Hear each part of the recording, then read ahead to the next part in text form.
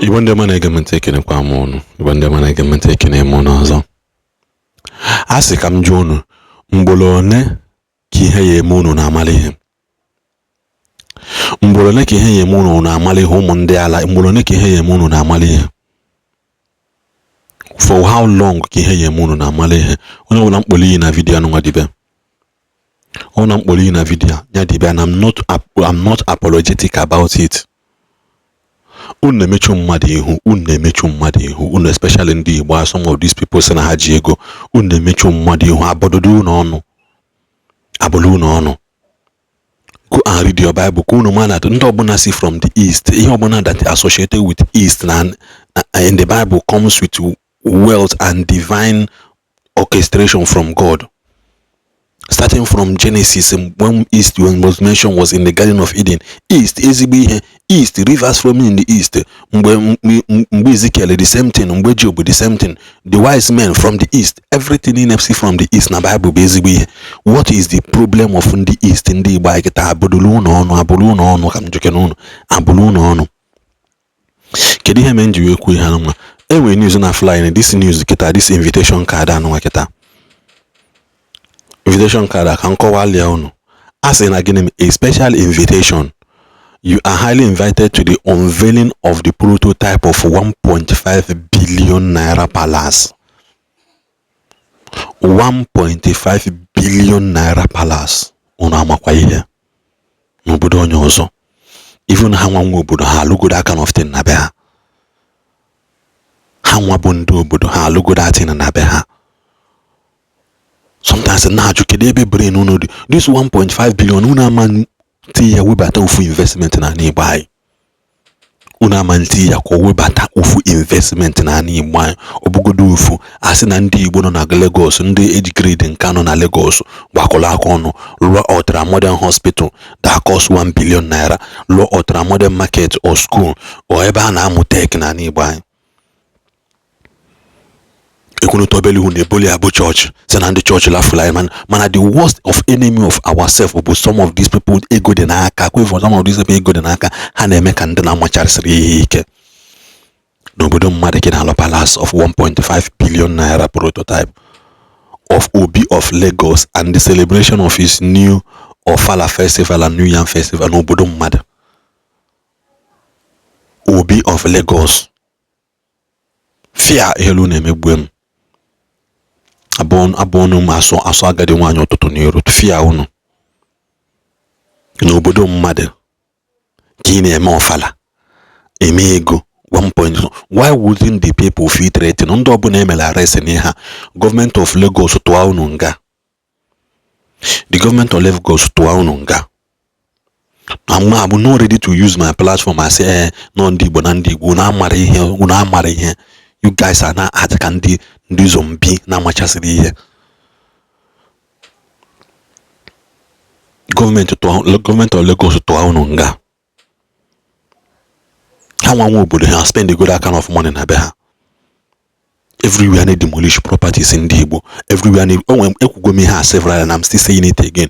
Once they are finished collecting in the Igbo business of the Igbo, they will come for the houses. Because half you know how that business they will be able to manage the economy because they don't have management policy here where by the time highly chale good in a business and they will come for those houses. Oh you mean na anya ibu na machasiri ihe ike. Ana ekuna na emekpa ndị Igbo arụ na ndị Igbo na ata afụfụ everywhere ja na-etili ndị Igbo anya still mmadụ ka obi. Ndị mmadụ they came together to see Obi of Lagos. Obi of Lagos, or say on the 13th of September 2025, the project includes just in the the project office complex, event center, guest house for Igbos in distress and shopping plaza.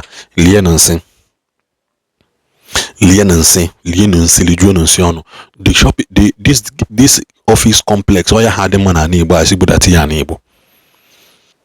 Only the investment ya bata na Igbo insecurity ana ego na etigbu alụsị ego na etigbu ọgwụ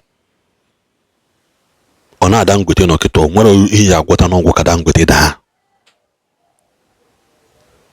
O nwere ụmụdị ọ na-ada Dangote nọ kịta o nwere ihe ya agwọta n'ọgwụ ka Dangote na because ọ gafee ebe na-amị amị.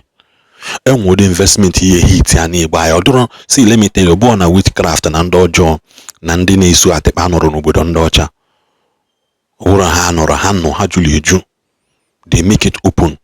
Mana development overshadow their evil, but you will not even notice na ha na-eme exist while na ha na-eme ha na-eme. All these things unu na-list ebe why not if for somewhere sugbu ya na Igbo anyị na-akpọtụbazi ya. Unu akwadelo plaza, unu akwadelo guest house for Igbos in distress, for ndị Igbo in distress. Unu achọ plaza unu eji na guest house hotel unu eji na anala ego. Ọsọ chụgbu na Lagos na yebie na una yebie wee na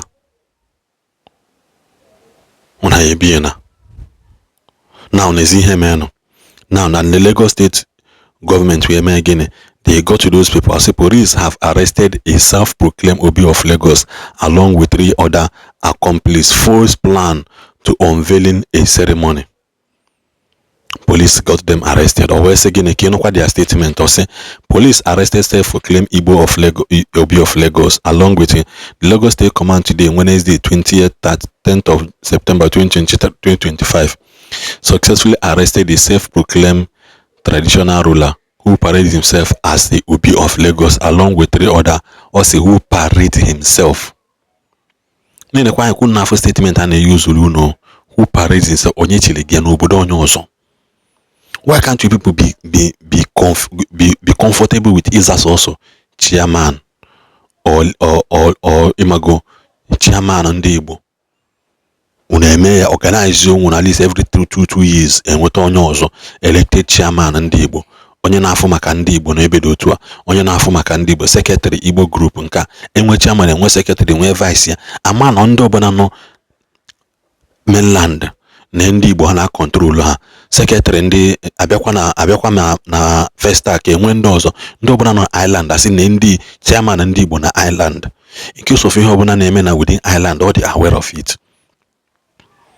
Mana ebe ha Obi eze igwe, you are a threat to them. They will see you as you beg obodo anara enwe igwe na abụ na ada apụ ala mara m ihe na-eme unu. Despite the tribe, despite everything, obodo ada enwe igwe na abụ. How will you feel na be nna gị na neba agwata ina the chief of ina afọ igwe ndị Hausa na agwata? How will you feel? How will you feel? Ina no Serikin Hausa wa na ngwata. What is the problem of some of you people? Kedi ihe na-eme unu? Always with the 3 accomplices, therefore foiling their attempt to mislead the public through an unlawful installation ceremony. If you get charges has been labeled against you people. Charges has been labeled against you. Some of you, I don't know him brain.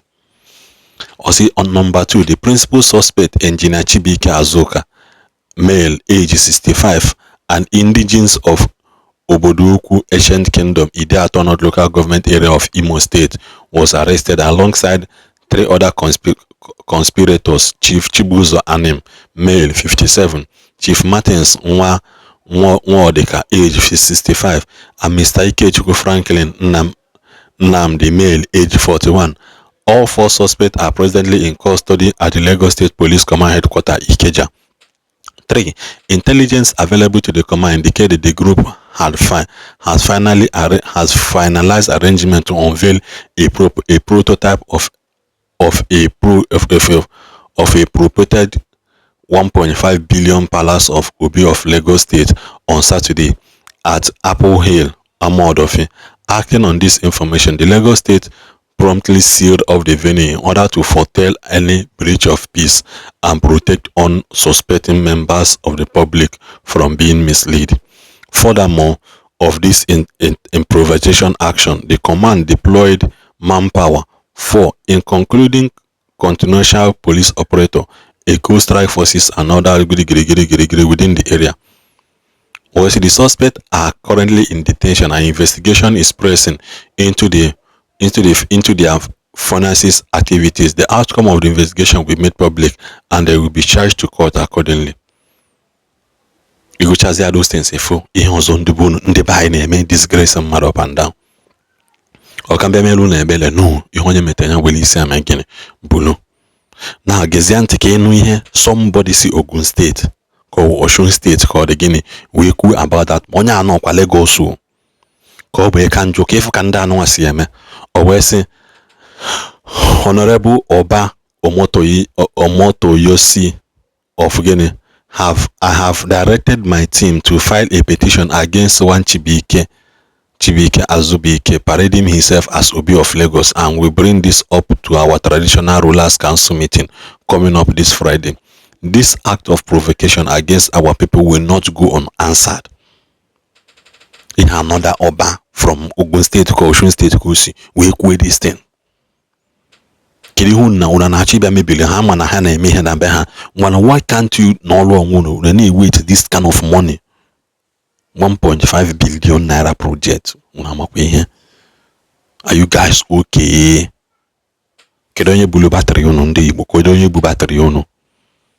I'm so disappointed.